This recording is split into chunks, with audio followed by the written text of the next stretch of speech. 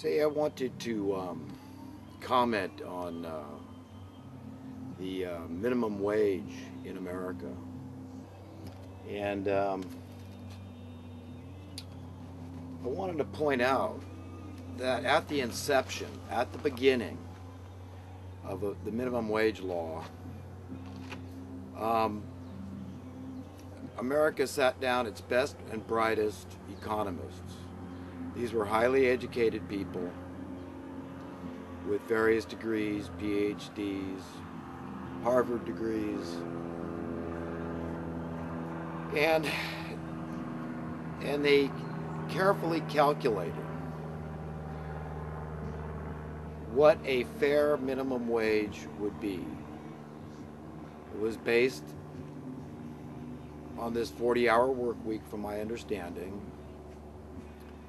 and this basic minimum wage would afford a middle-class life for individuals and for families, and people were happy with it.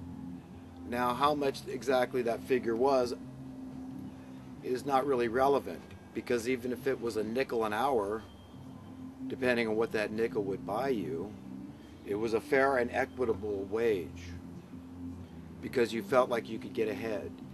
You felt like you could comfortably pay your bills, your cost of living, to buy your basic essential human needs: food, potable water, and shelter. Those three things you needed. And the air, of course, was free. But you know, human beings have very few essential needs, but we do have them. And those things were considered in this minimum wage to make it fair and equitable. And I ask, was it mere oversight that this figure was not tied in with the annual cost of living adjustments, also known as the CPI, the Cost Price Index, which is basically a market basket of various goods that are calculated to come up with this figure. And I can't help but believe that this was not a mere oversight, that this minimum wage that these professionals came up with wasn't tied in with it, a cost of living adjustment. I mean, it's the most absurd thing in the world. This was not a mere oversight.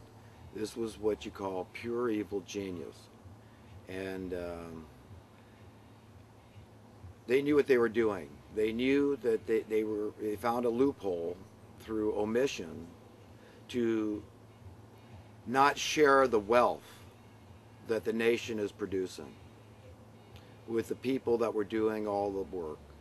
Your poor working class, common, often uneducated labor, doing the most important, critical jobs to the survival of the species, of humanity, of any society, any civilized society. Building the houses, building the buildings, catching the fish, growing our food, milling our lumber, bringing us clean water, bringing us electricity, building our automobiles, and all the other trinkets and niceties that we like about a civilized society. These were just average people that did this. And if anybody deserves to have the wealth shared with them, it's these same. So I find it absolutely repugnant that my whole life, I'm 54 now, and as a little boy of 5, I witnessed the assassination of JFK, a very traumatic time in this country.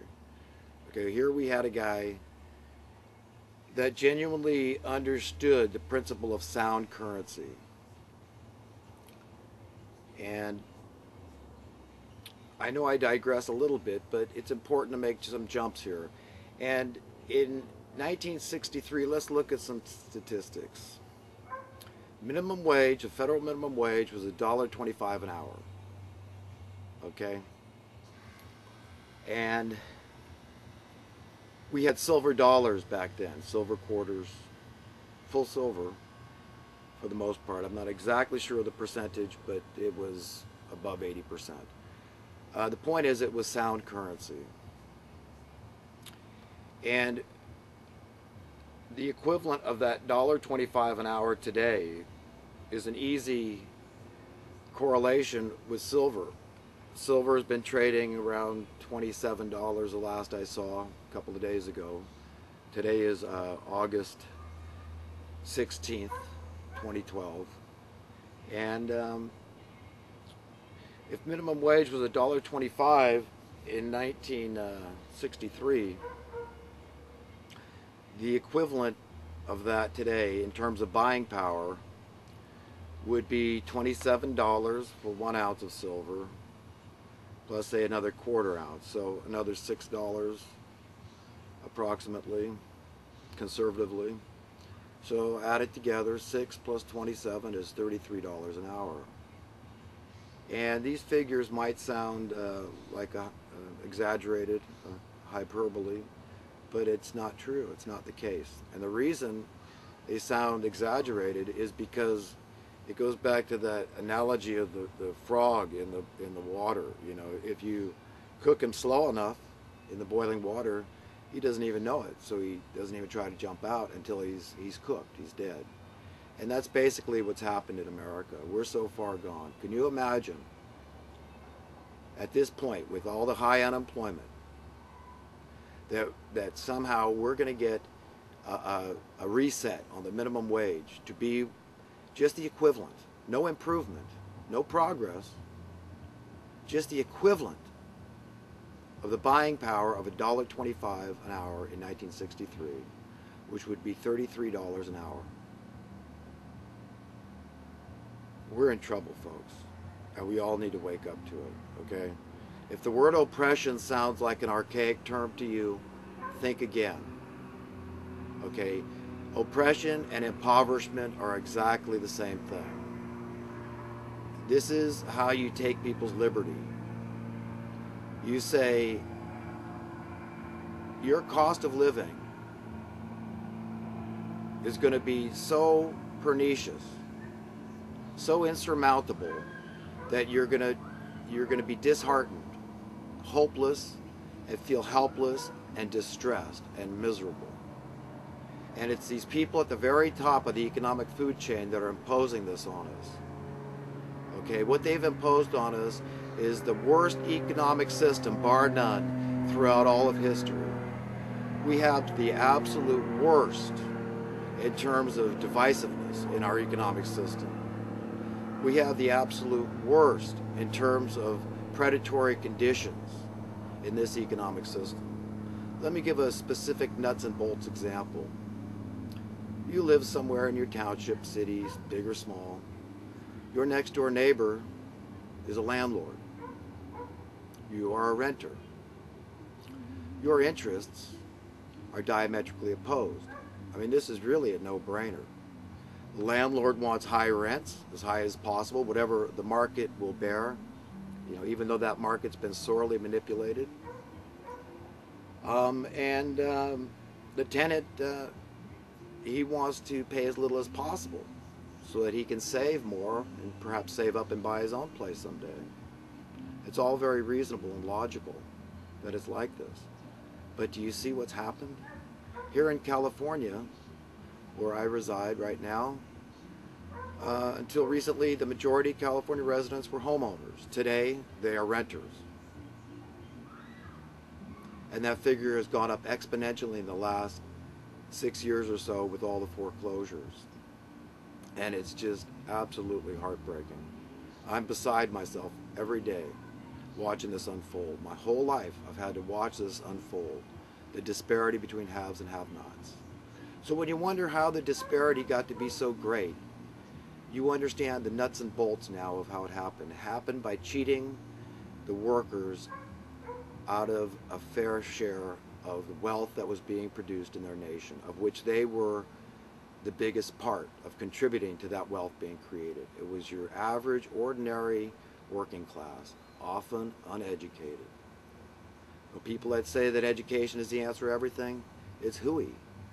I mean, think, folks, think. Use your imagination. Let's suppose we all had PhDs, master's degrees in our chosen field of interest. Does that in any way negate the fact that we need common labor? We need truck drivers. We need carpenters. Okay? We need farmers. We need workers. We need labor. We need people willing to do the grunt work. Okay? That's a fact, and nobody can deny it. So why do we go along with this absurdity? When not another creature on earth has any use for this crap we call money. It's nothing short of sorcery, folks. It's just all counterfeit. It's evil people telling you this stuff is worth something. I mean, we've all bought into it. I'm part of it. I mean, to a degree, I'm hypocritical too, because I use money. You know, but this system, we got to understand, has been foisted on us. If your teachers K through 12 were delusional, confused, deceived, and if your parents were, what do we expect of ourselves? So we've got to take it easy on ourselves, but we've got to speak the truth clearly and concisely, coherently, and it's undeniable. And if there's one thing the evil people running this world hate more than anything else, it's the truth. It stings their ears. It makes them miserable. It makes them want to kill you.